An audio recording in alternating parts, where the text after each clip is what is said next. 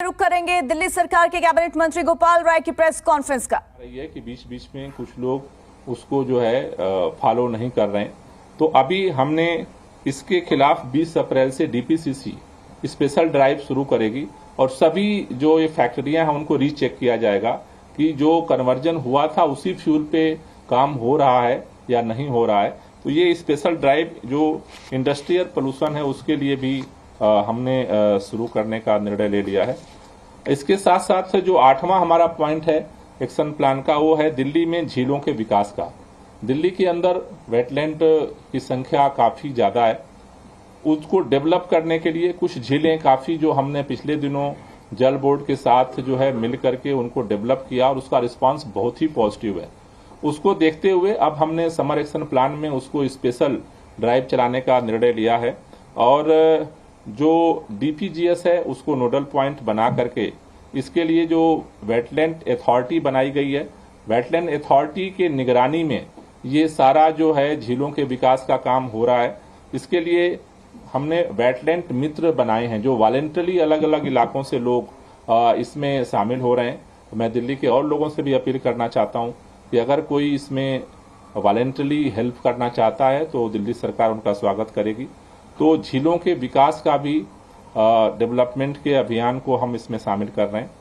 9वां जो है city forest का डेवलपमेंट। दिल्ली में 17 अभी सिटी फॉरेस्ट हैं और ये जो 17 सिटी फॉरेस्ट हैं इनमें से 11 सिटी फॉरेस्ट को डेवलप किया गया है और 2 अभी नए सिटी फॉरेस्ट डेवलप हुए हैं जिनका जल्द ही इनॉग्रेशन किया जाएगा और पब्लिक के लिए खोला जाएगा, जहां काफी सुविधाएं की गई हैं।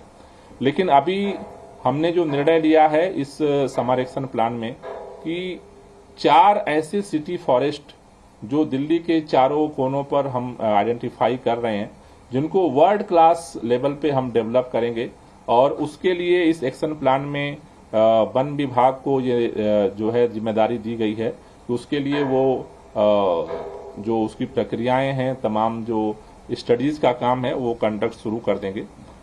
अगला जो हमारा पॉइंट है वो है इको क्लब एक्टिविटीज। पिछले दिनों कोरोना की वजह से तमाम जो हमारे इको क्लब हैं स्कूलों में वो स्कूल बंद थे तो बंद थी गतिविधियां। अभी इन बच्चों को 6 महीने का एक कैलेंडर तैयार कर रहे हैं कि हर महीने किस इश्यूज पे बच्चों को जो है, छात्रों को जो है उनको ट्रेंड करना है, अवेयर करना है। तो पूरे दिल्ली के अंदर 6 महीने का कैलेंडर हम तैयार कर रहे हैं जिसके आधार पर इन बच्चों को जो है अवेयर किया जाएगा।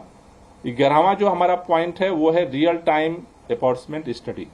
दिल्ली के अंदर खासतौर से विंटर के समय में जब पोल्यूशन पराली और दिवाली का समय आता है और काफी बढ़ता है तो उस समय एक हर समय से उस तरफ से आता है कि इसका कारण क्या है।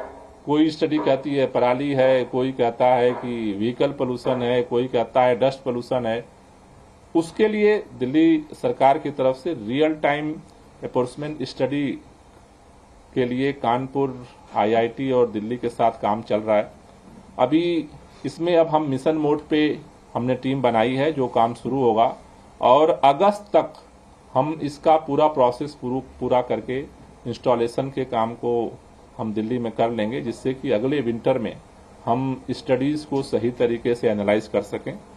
12वां पॉइंट है ई वेस्ट इको पार्क का निर्माण। ये भी देश में पहली बार दिल्ली के अंदर ये ई वेस्ट इको पार्क 18 एकड़ में ये होलंबी कला में हम बनाने जा रहे हैं। होलंबी कला में 18 एकड़ में ये निर्माण होगा और इसके लिए पर्यावरण विभाग और डीएसआईडीसी जिनको ये जिम्मेदारी दी गई है, जिस पर अभी काम शुरू हो गया है।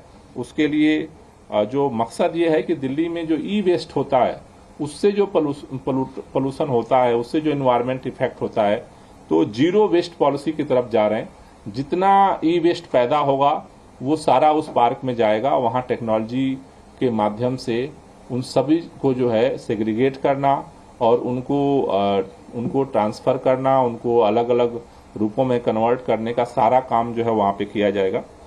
13वां हमारा पॉइंट है टी प्लांटेशन पॉलिसी की मॉनिटरिंग। हमने दिल्ली में चूंकि पौधे तो लगते थे लेकिन उनको बड़े होने में समय लगता है तो इसलिए दिल्ली के अंदर ट्री प्लांटेशन पॉलिसी हम लेकर आए थे कि नए पौधे लगाने के साथ साथ जिन पौधों को ट्रांसप्लांट किया जा सकता है उनको ट्रांसप्लांट किया जाए। 80% के लिए हमने पॉलिसी में किया था। कई एजेंसियों ने इसको किया है, तो लेकिन उसके रेगुलर बेस पर मॉनिटरिंग की, उसमें से कितने पौधे बच रहे हैं, कितने ग्रो कर रहे हैं, क्या रिपोर्ट है, तो ये मंथली बेसिस पे इसकी मॉनिटरिंग का सिस्टम हम शुरू कर रहे हैं। जैसे हमने ट्री प्लांटेशन का ऑडिट, थर्ड पार्टी ऑडिट कराया है, उसी तरह से जो ट्री ट्रांसप्लांटेशन है, पेड़ों का जो ट्रांसप्लांटेशन है, उसकी थर्ड पार्टी ऑडिट की तरफ भी जो है वो सरकार बढ़ेगी, जिससे कि इसको जो है नियमित रूप से सही तरीके से हम कर सकें और ग्रीन बेल्ट को बढ़ा सकें। 14वां और आखिरी जो पॉइंट है वो है replacement of single use plastic. जो अभी जुलाई से लगभग 19 प्रकार के जो सिंगल यूज प्लास्टिक है वो बैन हो जाएंगे दिल्ली के अंदर।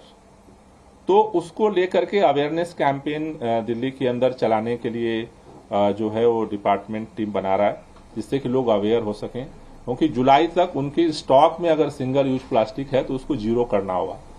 तो इसलिए अवेयरनेस कैंपेन चलाने के लिए हमने निर्णय लिया है। साथ ही साथ इसका अल्टरनेट क्या होगा, उसके अल्टरनेट के लिए, स्टार्टअप के लिए अभी जो है हमने ग्रीन दिल्ली स्टार्टअप स्कीम हम शुरू कर रहे हैं, जिसमें जो लोग अल्टरनेट पर पहले से कोई काम कर रहा है स्टार्टअप, उसको भी सरकार की तरफ से आर्थिक सहयोग देंगे।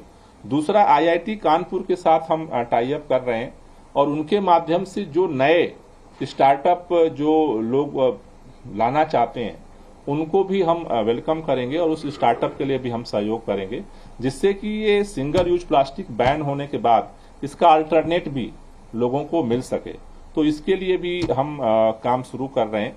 तो ये 14 पॉइंट ये समर एक्शन प्लान आज सभी डिपार्टमेंट के साथ सब मिल करके तैयार किया गया है, जो अप्रैल से ये शुरू हो करके और सितंबर तक इस पर हम काम करेंगे और उसके बाद फिर हम विंटर एक्शन प्लान बना करके और आगे की तरफ बढ़ेंगे।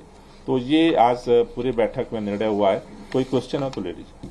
सर, ये जो अर्बन फार्मिंग का आपने बताया, क्या कुछ जगह चिन्हित की गई है जहां इसकी शुरुआत होगी या अभी शुरुआती स्टेज है? अभी जो हमने प्लान किया है, जिस पे हम काम कर रहे हैं, कि दिल्ली के 272 वार्डों में इसके लिए हम लोग ट्रेनिंग करके और 272 वार्डों में ही शुरू करेंगे। दिल्ली ऐसी जगह है जहाँ पे पार्किंग को लेकर जगह नहीं होती है, और अर्बन फार्मिंग आप मानते हैं कि जहाँ बिल्डर्स फ्लोर होते हैं, लोगों को कैसे आप जागरूक कर पाएंगे कि अर्बन फार्मिंग नहीं, पार्किंग दैट्स सेपरेट मैटर। हाँ। अर्बन फार्मिंग या तो छत पे होगी या फिर बालकनी में होगी। तो जिसके पास जगह होगी वही, फिर से हम लोग जब कैंपेन चलाएंगे तो जो लोग फॉर्म भरवाएंगे पहले, तो जिनके पास जगह है, फर्स्ट थिंग, जिनके पास जगह अवेलेबल है वो फॉर्म भरेंगे। आफ्टर दैट उनको सरकार की तरफ से ट्रेनिंग दी जाएगी।